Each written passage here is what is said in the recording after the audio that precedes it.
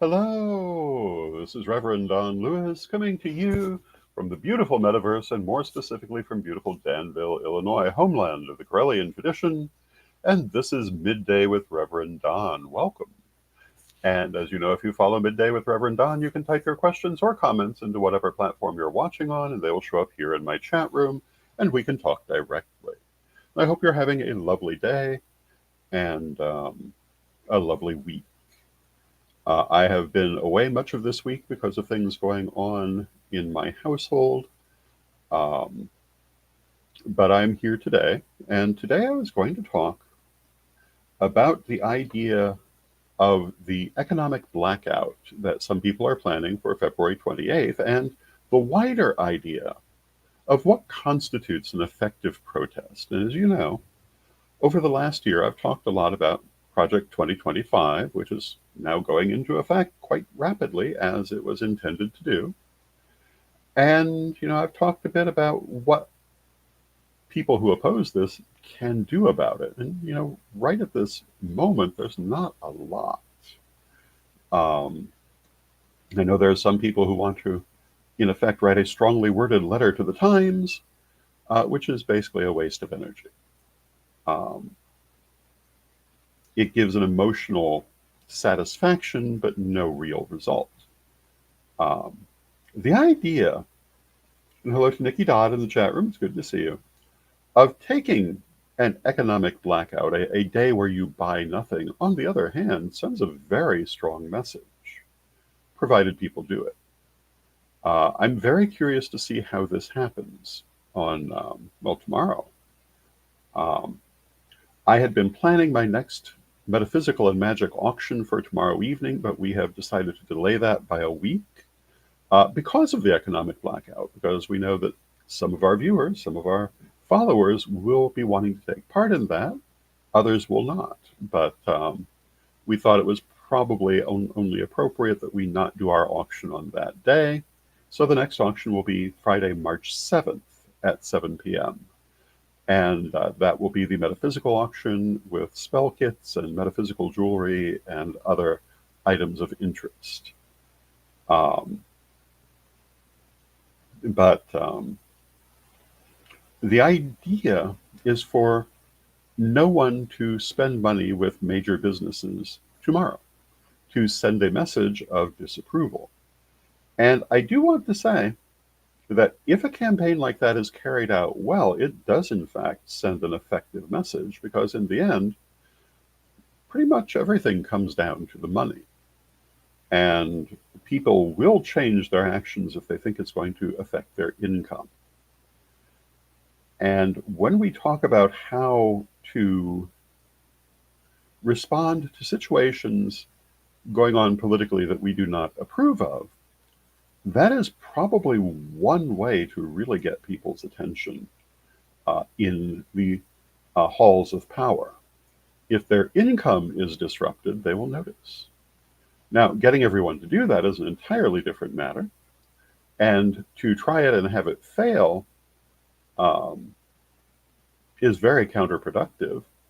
But I'm curious to see what happens. I'm curious to see if it at least generates a blip on the map. But in terms of what constitutes effective protesting, there are a lot of things in Project 2025 that people watching this show might object to. But of course, the ones that I'm going to focus on are religious in character. The Project 2025 is all about changing the national discourse to the idea of being, how to put this properly, well, a Christian nationalist state. That doesn't necessarily mean other religions would not be able to exist, although it might. But certainly they'd be at a reduced circumstance. This is something that anyone who belongs to a minority religion should be concerned about. And what can be done? There are also a lot of areas that don't at first appear to be religious, but are. For example, that there is a big part of Project 2025, which is entirely about rolling back the rights of women. Now, on one hand, this is social rather than religious, but on the other hand, this is a difference between our religion and Christian nationalism. I think pretty much anyone who would be watching this program is in favor of the rights of women.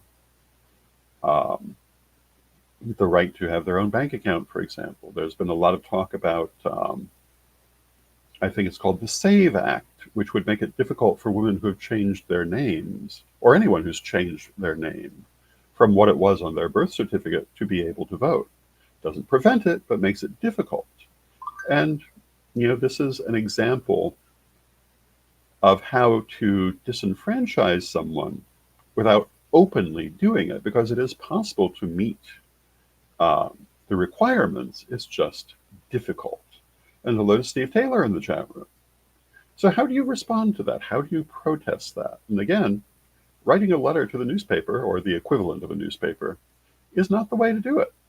I'm not saying that you can't do that, or that there's no possible good outcome of that, but it's not an effective protest. It is basically an emotional masturbation. It gives you the feeling that you did something when you've really influenced nothing. And there are public protests, there are marches that can be noticed.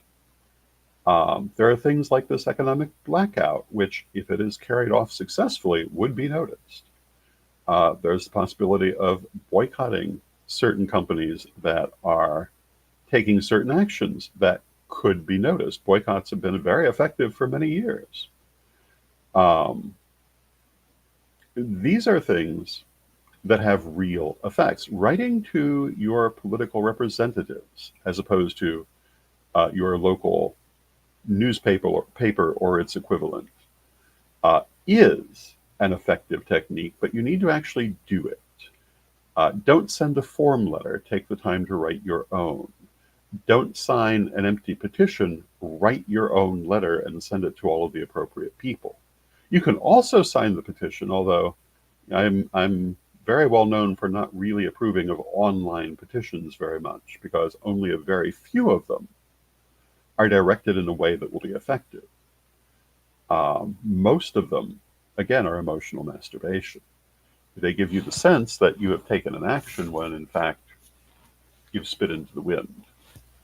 But on the other hand, if you can find petitions that are being run by real people, as opposed to petition companies, that are actually going to get to the people that they're meant to influence, and that are being done properly, well, those are worth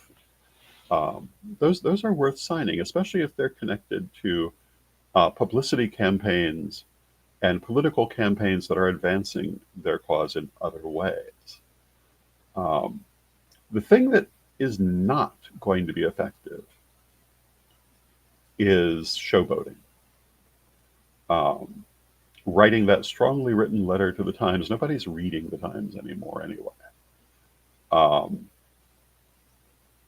It's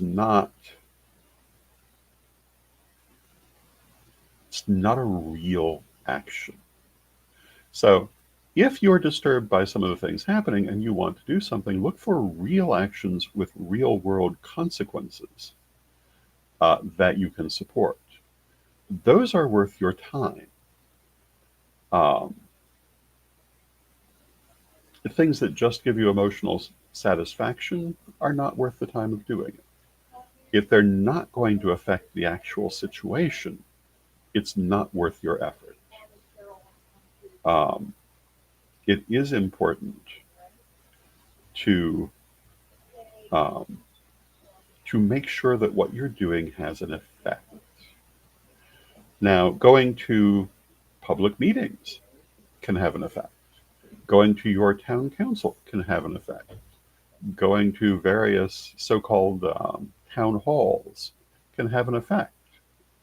There was recently a woman who was drug out of a town hall. And you might say, well, what effect did that have? Well, I think it's upset a lot of people. It's got a lot of attention.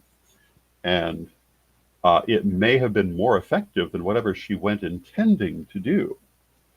It certainly has shown a certain light on that particular city council and what they stand for.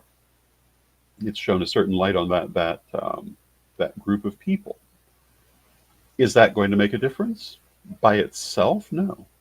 But in a larger perspective, maybe. Showing up to voice your disapproval politely, legally, appropriately. Yes, absolutely, you should. Drawing attention to it. Yes, you should. One of my favorite protest stories comes from the 1980s and involves Lady Bitterwind. I've spoken of Lady Bitterwind many times. Wonderful woman. She was protesting a political event being held in the Danville schools. I'm not going to tell you who was doing it because that would be a partisan thing, and this is not necessarily a partisan point.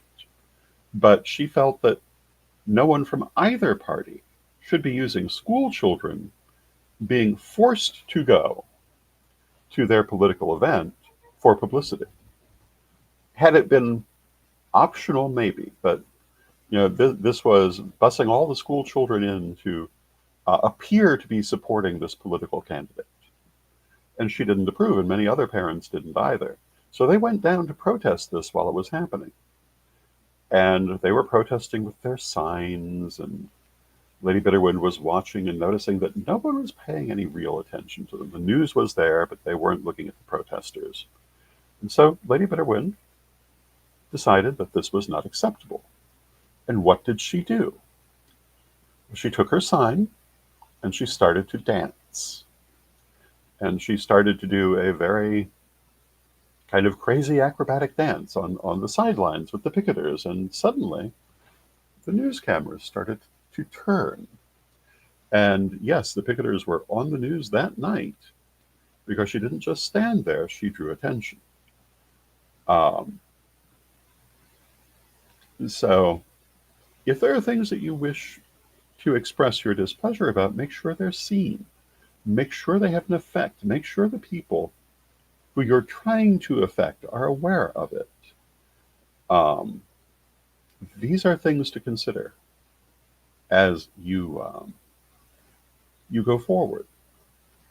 I see a lot of people, as we always do in times when there's any kind of controversy, who are very busy virtue signaling. They will post their displeasure on their Facebook page and nothing else. That is not effective. They will sign petitions being done by petition.org. That's not effective. It's not going to go anywhere. No one's ever really going to see that or pay any attention to it. Because what does it take? Half a second to do it. These are not effective techniques. But things you actually have to take time for, things you actually have to put an effort into, people will notice that. Places where you actually step up and speak, people will notice that. Letters that you've written, people will be much more likely to notice that. And will that necessarily produce the reaction that you want? Not always, but sometimes. And of course, also, going out and physically protesting can be effective. We've seen it be effective around the world, but it requires persistence, and it can be a dangerous thing. However, again, we've seen it be successful. I remember several years ago, this was happening in Egypt, and I believe it was called the Egyptian Spring or the Arab Spring. And it actually did end up really affecting what was happening there. Was it for the better? I think in the long run it probably was, but it was effective. Writing letters to the newspaper, not so much. Sending out press releases, that's, I guess, good for your image, but it doesn't necessarily do anything.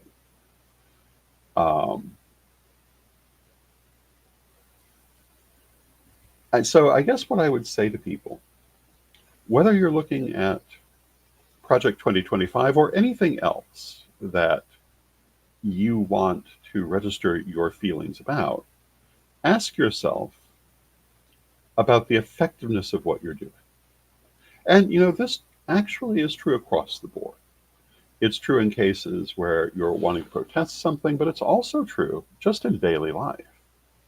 So often people do things thinking they're doing something effective because they never actually look at the results. You always need to consider the potential results of what you're doing, and then also consider, once you've done it, the actual results, because you don't always get the potential results.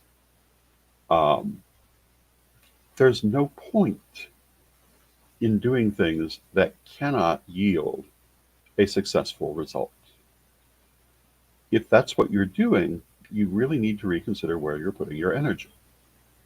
Put it toward things that are going to make a difference, or at least that can make a difference. Now, there are going to be times that you will do the right thing and it won't work.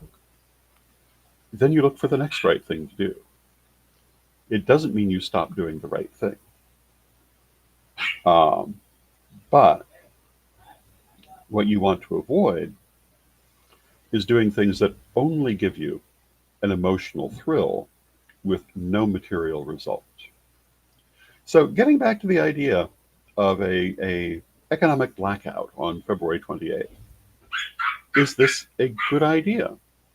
Well, if you disapprove of the things going forward under Project 2025, whether it's religious or racial or gender-oriented that you disapprove of, because all of these things are being attacked, equality in all of these areas is being attacked, I think this is a very effective thing to do, particularly if it's part of an ongoing series, because so much of this is being supported by people who rely on the vast amounts of money they make from the general public, and if they don't think the general public is going to be effective enough to stop that money, well, then they're not going to be willing to do anything themselves. But if they see that people actually care enough to take an action that will affect them, they're much more likely to say, oh, wait a minute, we don't want everything to go in this way. Is it going to shut everything down? Well, no. But it could be a good start. So personally, I will be taking part in that. I've moved my auction for that reason. And of course, you will decide to do what you decide to do. But, much of this last year, I've talked a lot about leadership and politics and how to take effective actions. And I think this is a good example.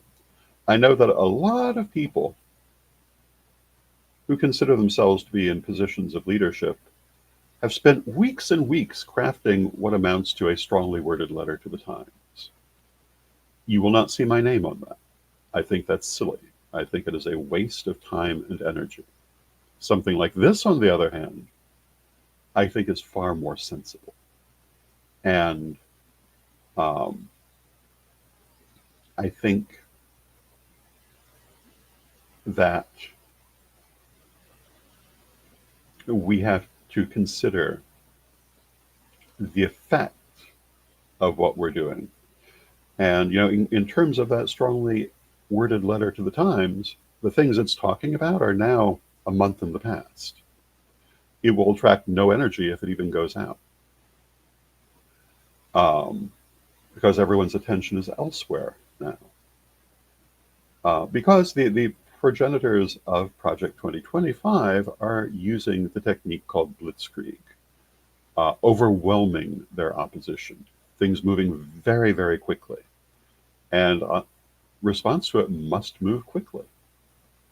And hello to Ed the Pagan in the chat room, who has put in the chat room the link to the auction, which will be March 7th, Friday night, March 7th at 7 p.m. Central.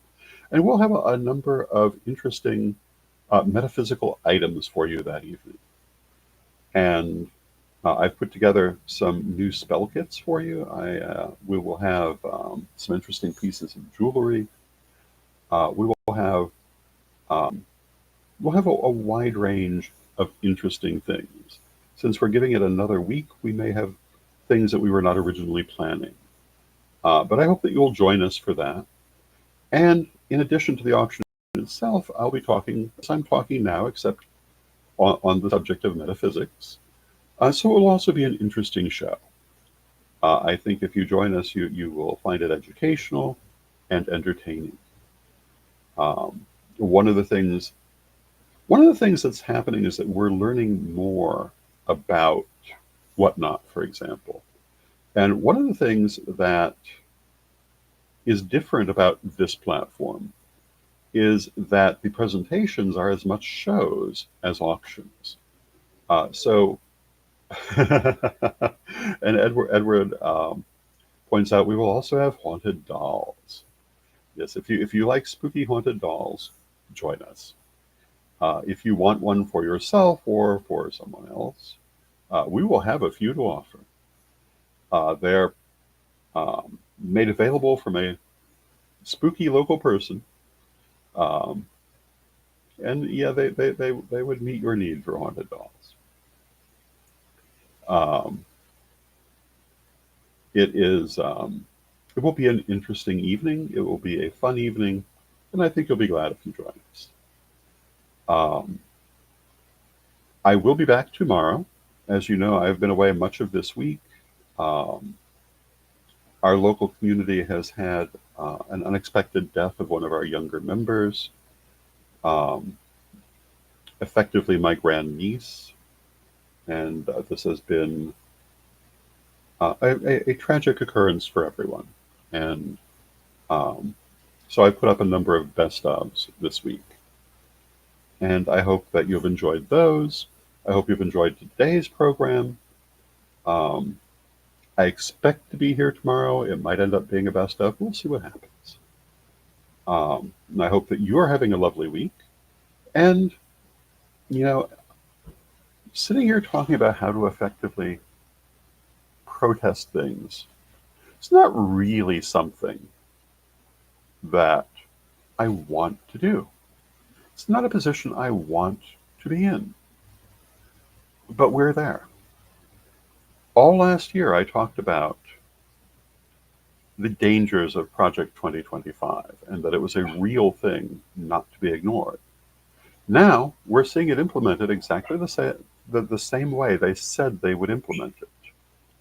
So, there's no excuse for not taking it seriously now, but far less to be done. And I see people now trying to do what they should have done a year ago or 2 years ago. And I have to say I'm not overly sympathetic to that because it's not like no one was warning them. But so many of them were saying, oh, this is nothing to worry about. Oh, that could never happen. One of my favorite books in my library, which I think I still possess, it's called The Mask of the Swastika. And it is a memoir written after World War II, but discussing the things leading up to it. And the author of this book was a Jewish German who had emigrated prior to the war, become an American. But after the war, he went back to talk to Germans his family had known before the war and get their story of what happened to them during that war. It's a fascinating book. This had been a wealthy family, and he interviewed people ranging from a countess, a baron, a family maid, people at all walks of life, and had them tell their story, which he wrote down. But the one thing that was most noticeable to me is that a couple of different people said the same thing, that they had tried very much to warn people that this was a real problem, that um, that it was not something to be ignored or thought, oh, that'll never happen, that they could not get anyone to listen to them. And, I definitely sympathize with that point of view.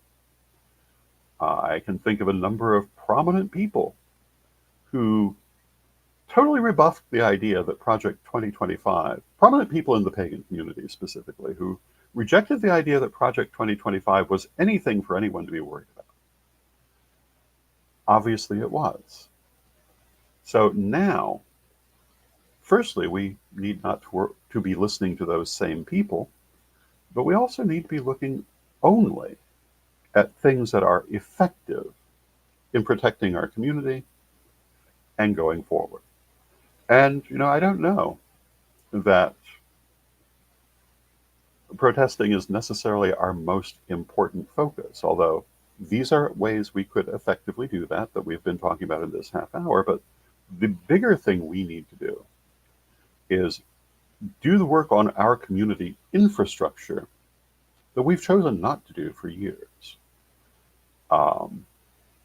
Because we need to be able to make sure that we can survive the same social forces that everyone's going to be fighting against in the coming couple of years.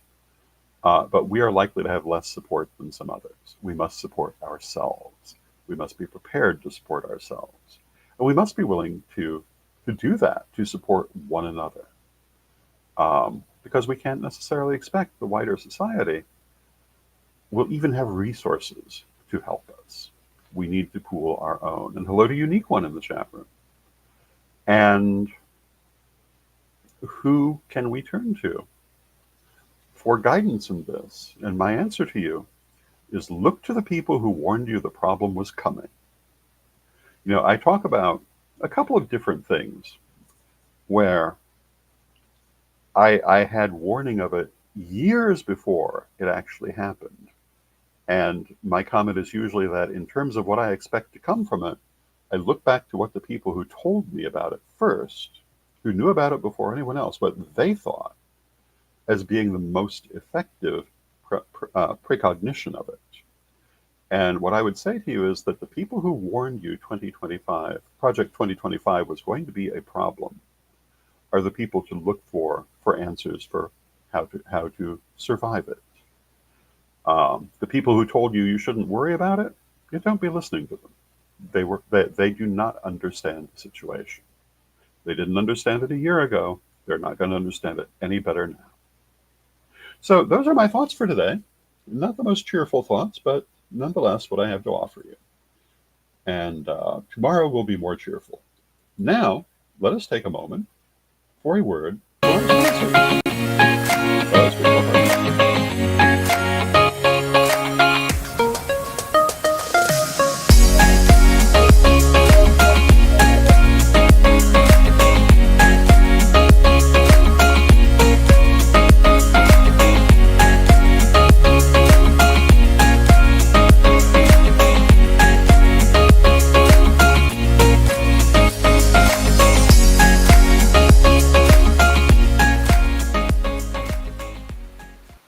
Ready to unlock the secrets of the universe? Join me, Rev Don Lewis, for my metaphysical and magic auctions at Gaia Thrift at whatnot.com. Discover fascinating artifacts, mystical crystals, and rare and unusual books that could change your life. Don't miss this chance to bring a little magic into your world. Rev Don's Metaphysical and Magic Auctions, where the extraordinary can become yours. And thank you to our sponsors, Equinox Learning Hub and Rev Don's Metaphysical and Magic Auctions. Our next auction will be Friday, March 7th at 7 p.m. Central. I hope you'll join us for that. And we will have spell kits and jewelry and haunted dolls and tarot cards and a variety of interesting things for you, including some I have not mentioned. So I hope you'll join us for that. I hope you'll join us again tomorrow when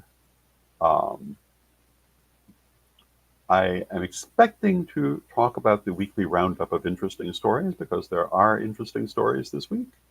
And I wish you a wonderful day.